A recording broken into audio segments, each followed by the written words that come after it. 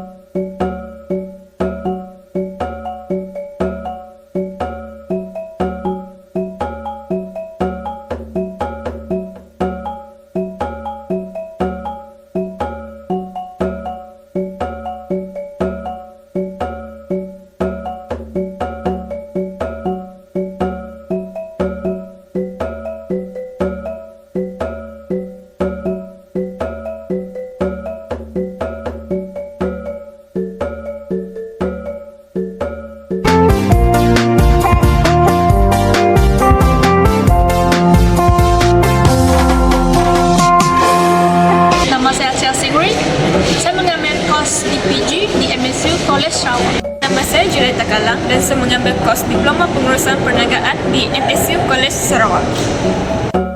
Hai, nama saya Nurul Nadira.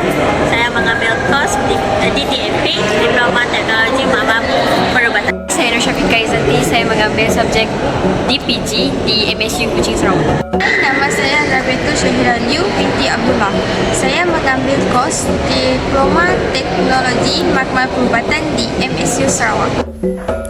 Hai, nama saya Nurul Syarana Amira binti Jari. Saya mengambil kos di PG. Nama saya Abdul Cik, saya ambil DPG. Hai, nama saya Bernian Syih. Saya ambil kos di PG.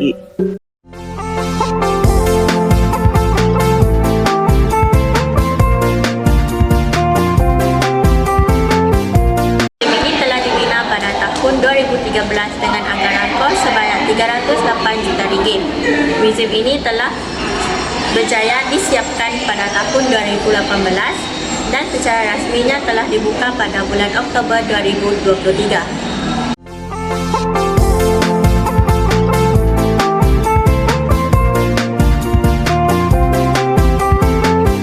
Borneo Cultural Museum dibina oleh Raja Charles Brooke untuk menempatkan dan mempamerkan hasil seni dan kraf asli serta koleksi kulit haiwan.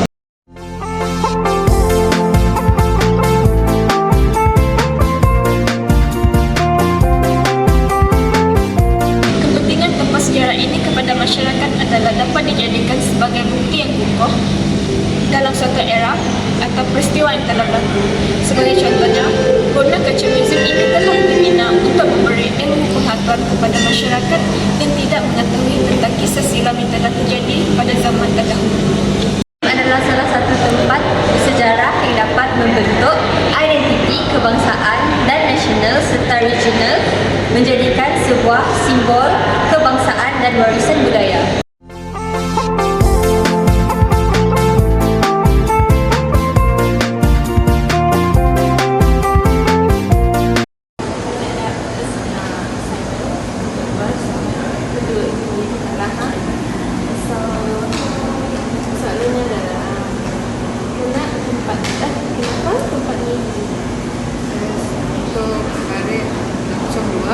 Untuk mengetahui tentang culture di Borneo.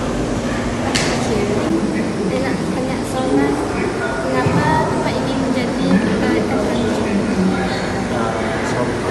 museum tu kan, museum tu nya contohnya kita kata manusia lah.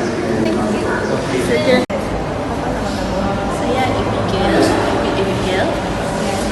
Soal saya adalah cara memilihkan tempat atau penggunaan bersejarah.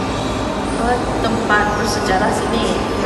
Kamu boleh pergi level 4. Sana banyak sejarah lama lah. Majoriti sana banyak sejarah yang ada keluarga buku.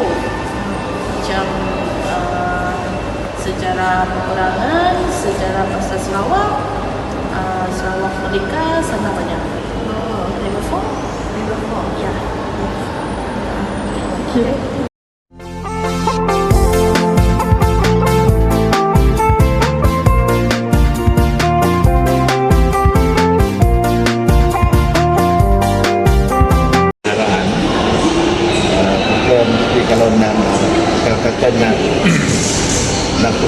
material kita tengok sama ada perlu diganti ataupun boleh dibaiki. Yang penting ialah as much as possible retain material yang ada, jangan kita ganti terlalu banyak. Dan kalau kita nak ganti pun mereka bentuk aja, yang asal harus dipelihara, jangan tukar reka bentuk dia. Kalau nak buat macam hendak bercat semula, warna pun mesti serupa dengan yang asal, jangan kita nak ubah tukar warna. Jadi itu antara the main perkara yang penting kita harus tahu. Jadi yang asal itu kita dapat buat banyak perubahan kalau dia sudah bersejarah. Kalau dia dimiliki oleh kerajaan, senang sikit kita untuk buat kerja pemeliharaan. Kalau dimiliki orang-orang swasta, kita harus minta kebenaran.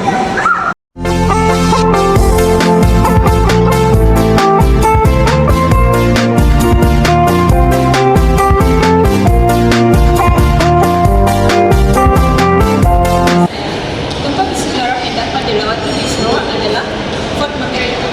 Gubuk ini terletak di atas sebuah bukit yang berhadapan dengan Sungai Sarawak dan terletak di tebing utara berhadapan dengan pusat bandar kecil.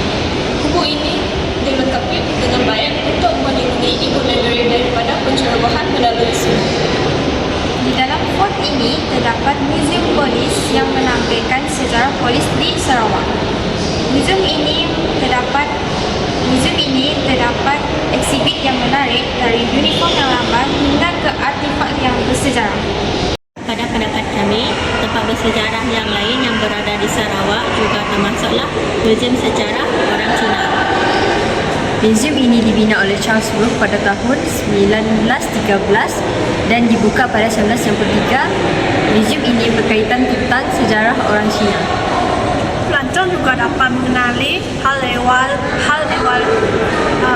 tentang orang Cina, pakaian perkawinan orang Cina dan lain-lain. Pada pendapat saya, tempat bersejarah yang dapat pelancong luar lawati di Sarawak ialah The Fort Margarita. Tempat bersejarah di Sarawak yang dapat pelancong luar lawati adalah Tugu Parawan. Pada pendapat saya, tempat di bersejarah Sarawak yang dapat melancongkan lawati ialah The Round Tower.